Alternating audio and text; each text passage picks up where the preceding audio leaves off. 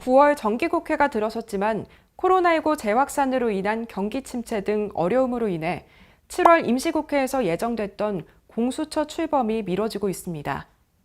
검찰개혁의 고삐를 단단히 당기고 있는 여당은 차근차근 입법 활동으로 검찰의 힘을 약화시키기 위해 노력하고 있습니다. 오늘의 입법 예고, 김남국 의원이 대표 발의한 형사소송법 일부 개정 법률안입니다. 현행법은 법관이 피해자거나 피고인, 피해자의 친족인 경우 등을 재척 사유로 규정하고 있고, 검사 또는 피고인은 법관이 재척 사유가 있거나 불공평한 재판을 할 염려가 있는 경우에는 법관에 대한 기피를 신청할 수 있도록 하고 있습니다. 그러나 검사에 대해서는 재척, 기피, 회피에 관한 규정을 두고 있지 않아 형사 절차의 공정성 확보를 위해 해당 사건과 일정한 관계가 있는 검사를 직무 수행에서 배제해야 한다는 지적이 나오고 있는데요. 특히 검사의 불기소 처분에 대해 현행 불복 절차로는 고소인 또는 고발인에 의한 항고, 재항고 또는 재정 신청이 있으나 2019년 기준 인용률이 각각 9.7%, 3.23%, 0.78%에 불과해 억울한 피해자를 구제하는 데 부족한 측면이 있다고 밝히고 있습니다. 이에 검사가 피해자거나 피의자, 피해자의 친족 등인 경우 검사는 직무집행에서 제척되고 피의자 또는 피해자는 일정한 경우 검사의 기피를 신청할 수 있도록 규정하여 검사에 대한 제척, 기피, 회피 제도를 도입하고자 이 법을 발의했습니다. 김남국 의원이 발의한 형사소송법 일부 개정 법률안이 어떤 법인지 그리고 어떤 영향을 미치게 될지 전문가와 함께 풀어보겠습니다. 법을 가장 가까이에서 바라보는 변호사에게 묻는다. 곽준호 변호사에게 듣는 형사소송법 일부 개정 법률안입니다.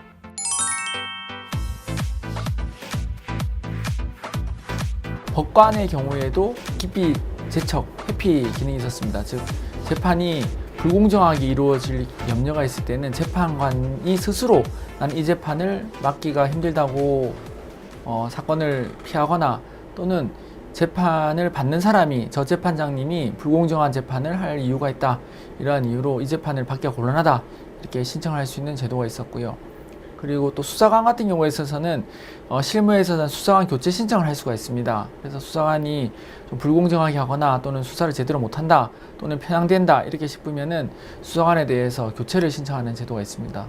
다만 유독 검사의 경우에 있어서는 검사를 바꿔달라 이런 내용은 없었죠. 법관은 하나하나가 독립된 헌법적인 기관으로서 스스로 자신만의 독자적인 판단을 하게끔 헌법에서 보장을 하고 있습니다.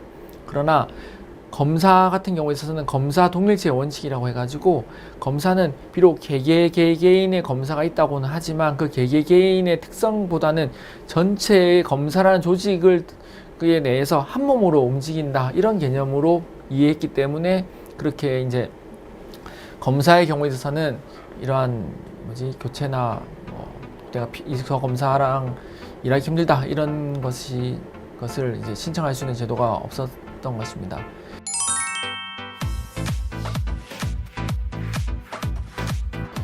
우선 이 법을 신청하게 된 이유를 근거로 들고 있는 것이 현행 불복 절차의 경우에 있어서는 만약에 즉 고소인 또는 고발인이 나 어떤 고소나 고발을 했는데 고소나 고발로 이어지지 않았다. 즉 기소로 이어지지 않았을 경우에 있어서는 거기에 대해서 항고로 재항고의 절차가 또 재정 절차 아까 말씀드린 것 이런 절차들이 있었습니다. 근데 인용률이 9.7%, 3.23%, 0.78% 각각 이 정도에 불과하다. 그래서 인용률이 상당히 낮다는 점을 하나 들고 있고요. 그 다음에 두 번째로는 잘못된 고소고발, 즉 일부러 형사처벌을 받게끔 하려고 해서 형사처벌이 안 되는데 고소고발을 해서 그걸로 인해서 스스로 아니 반대로 고소고발을 한 사람이 이제 형사처벌을 받게 되는 비율이 세계에서 제일 높다는 통계가 있습니다. 그 말을 바꿔 말하면 형사사건이 안 되는데도 불구하고 사람들이 많이들 고소고발로 이어진다는 뜻도 되기 때문에 반드시 재정이나 또는 항고, 재항고가 받아들이지 않는다고 해서 그것이 잘못됐다는 결론에 이르기는 조금 성급한 감이 있지 않나 싶습니다.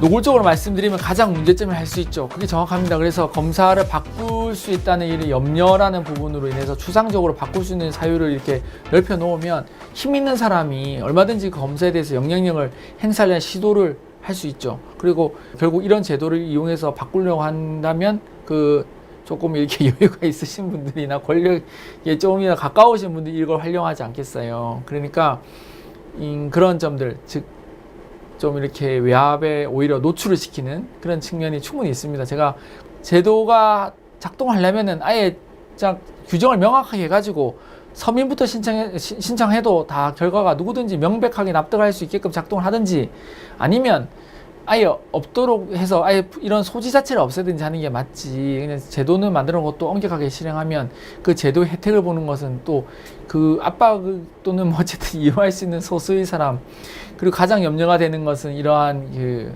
압력을, 검사에 압력을 행사할 수 있을 만한 이제 재력이 되시는 분들이 좀 행사하시게 되면 국민 사이에 또 잘못된 차별이 생길 수 있고 억울한 일이 생길 수 있는 단초가 될 수 있다고 생각됩니다.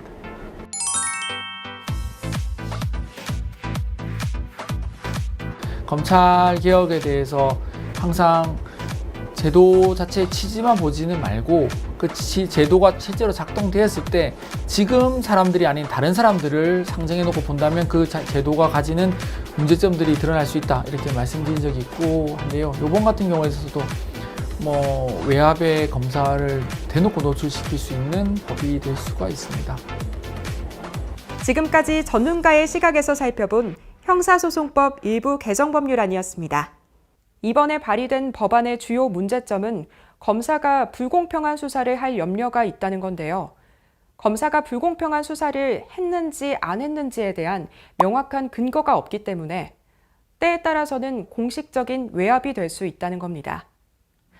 발의자의 제안 이유에서 볼 수 있는 건 검찰의 모습에서 신뢰를 찾아볼 수 없다는 겁니다. 검찰이 자력으로 신뢰를 되찾을지 아니면 입법을 통해 강제 개혁의 길을 걷게 될지 이목이 집중되고 있습니다. 이상 입법예고였습니다.